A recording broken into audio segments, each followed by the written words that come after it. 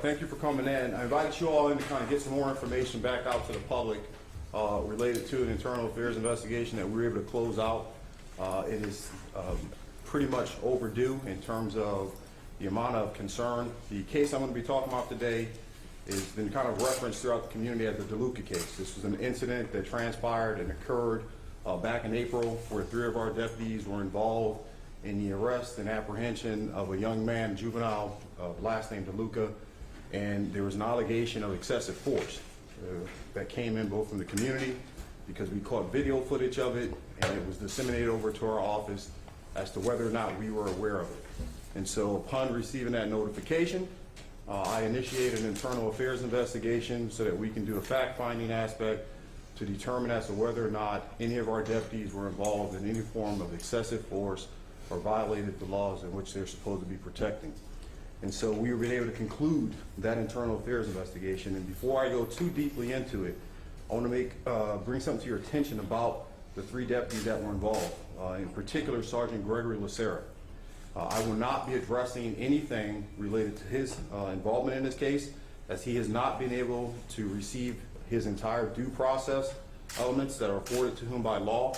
We are still finalizing his involvement, and so I will not be speaking on those elements, but I will address the disciplinary actions that has taken place for 2 of the deputies, first of which is Deputy Krickovich, as well as Deputy Ralph Mackey.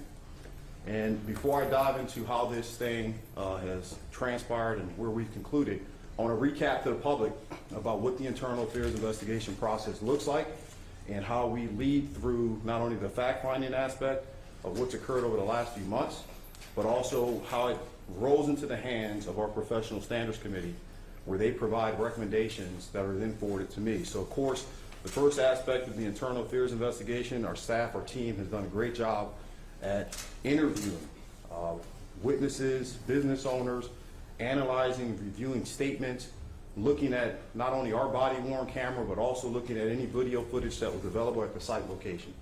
And so they concluded their internal affairs investigation. They presented it to our professional standards committee, which is not abnormal, which is the practice here in this agency. Our professional standards committee has been around going back to the Ron Cochran era. Our professional standards committee is comprised of roughly 11 members. Of those 11 members, 2 are administrative personnel from the Department of Law Enforcement, 2 are administrative personnel from our Department of Detention, 2 are administrative or civilians, 1 is a union member, and then 4 are non-employees that are appointed at the will of the sheriff. That comprises our professional standards committee. Our professional standards committee will look at the internal affairs investigation and put forth a recommendation for what they think is a suitable disciplinary action under any case that may come through under internal affairs investigation. Now, that's the recap of how this process works. After the professional standards committee brings forth their recommendation, I, the sheriff, has the latitude to make a decision related to what was appropriate or what was not appropriate in terms of exonerating, terminating, suspending, so on and so forth. Once that decision is made, it is forwarded to the deputies who are involved in the incident, and then they have something referenced as a pre-disciplinary hearing, where they have pretty much another opportunity to present their viewpoint, their justifications for actions, or pretty much a final explanation. And that process has also took place. And a document was provided to me to review on behalf of these deputies and their lawyers, and I reviewed all pages of it. And so here we are today. The 2 deputies, in terms of discipline, I'll start with Deputy Krickovich. Deputy Krickovich was on all media platforms, was caught in a video, striking DeLucca, and also putting his head into the ground.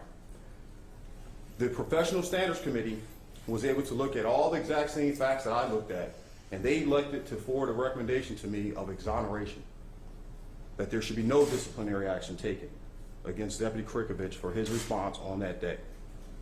And so, having looked at the exact same facts, not just all the reports, not just the videos, but even his pre-disciplinary hearing document that was provided to me, I disagreed with that recommendation.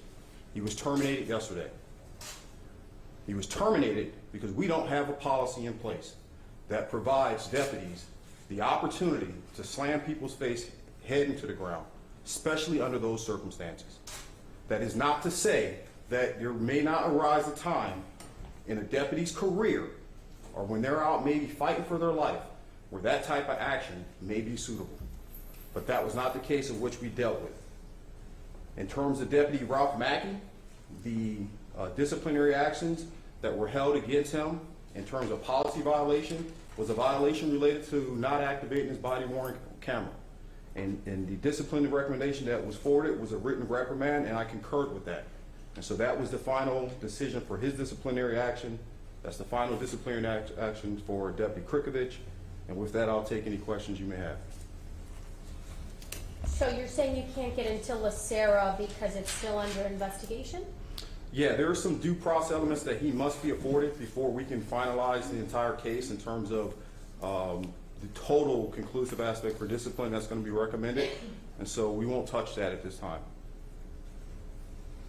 Sheriff, there was some criticism that after this happened that maybe the use of force policies had changed when you came into this agency. Can you address that? Was this the result of more aggressive training policies?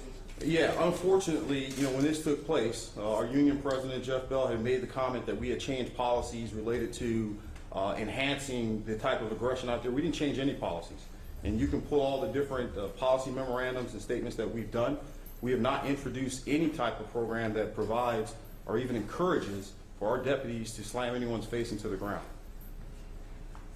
Can you talk about the charge that was added for Sergeant Lacera? The charge that was added? It says under the note, charge added and charge removed. Am I reading it incorrectly? I won't touch anything related to Sergeant Lacera. Okay. When we conclude it, come back and we'll have that conversation at a later time.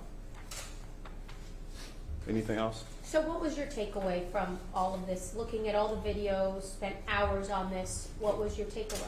Well, I mean, it was crystal clear. When we look at policies that we have in place, when we look at what the expectations are for our deputies to respond, it comes down to really, quite simply, three things, okay? Without expecting the public to take a crash course 30-second understanding about use of force policy, what I looked at outside of all the evidence that was presented was whether or not it was reasonable type of response, was it necessary, and was it proportional to what we were dealing with in terms of the type of threat that exists out there.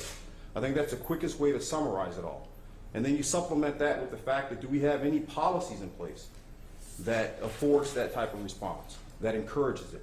Do we have any training in place that we are encouraging deputies under those type of circumstances and that type of resistance that we're dealing with to slam people facing the ground? It made it clear to me.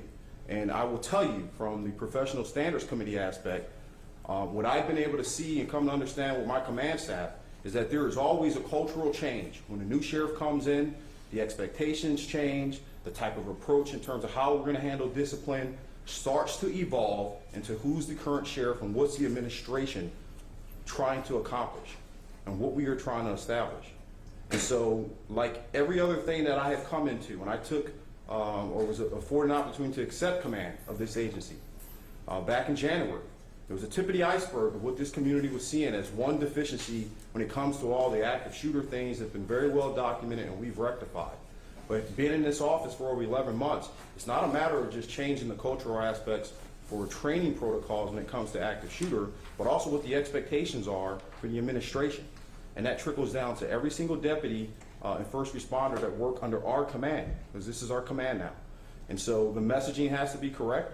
I've heard some comments that were concerning to me as to, well, he's taking more aggressive stance when it's a white kid.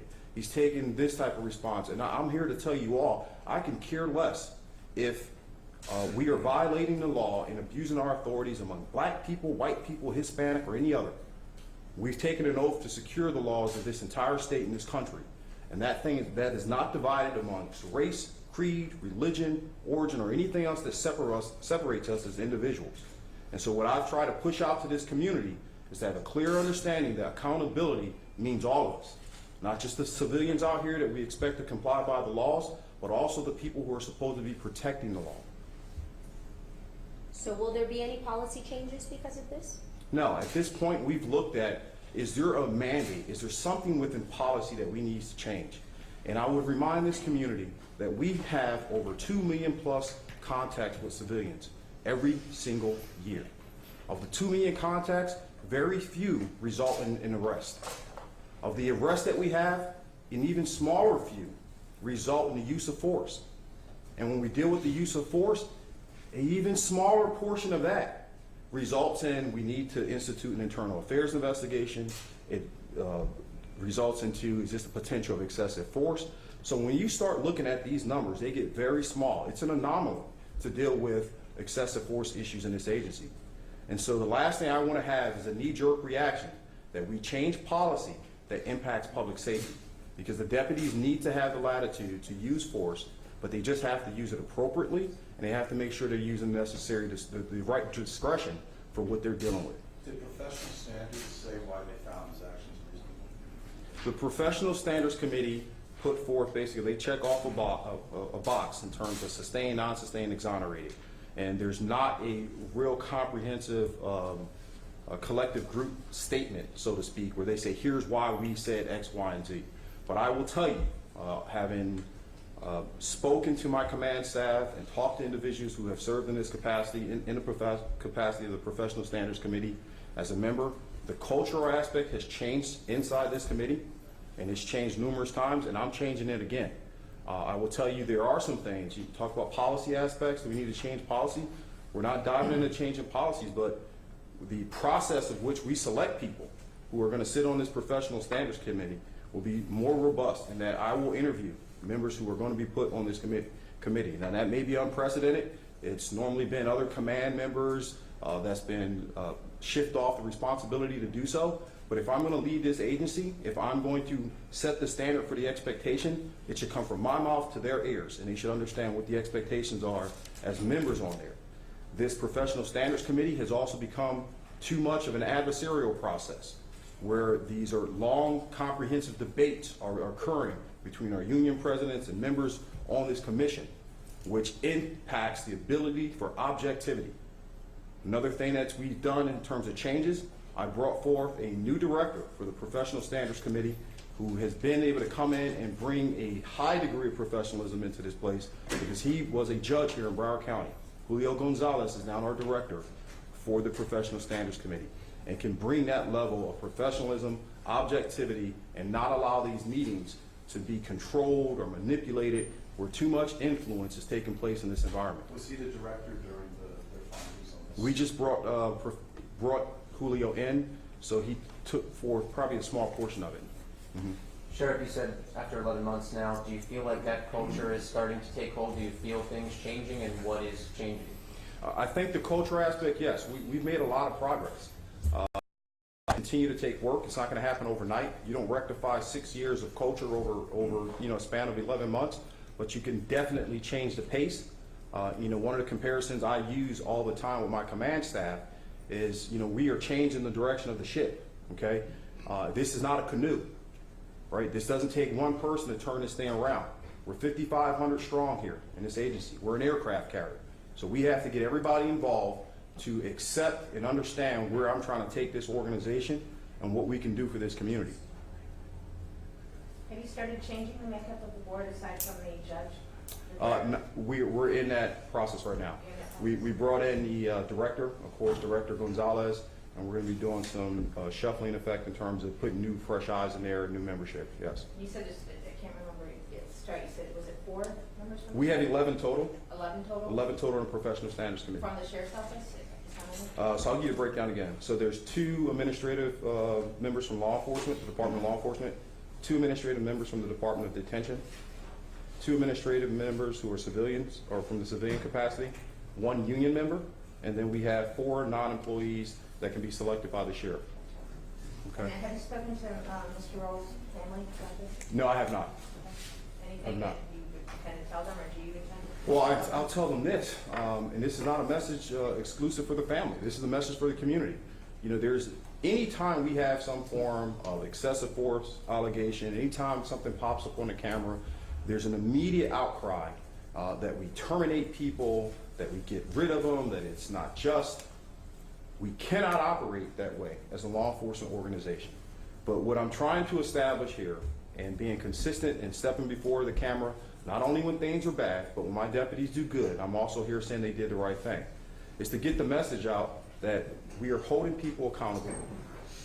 It requires patience if they want this thing to be done right, in terms of an internal affairs investigation, professional standards committee, pre-disciplinary hearings. All these things are non-negotiable. We have to have that process in place, but the public should come to understand that we will be consistent about holding our members accountable and that we will not hide anything in this organization, even when we are wrong.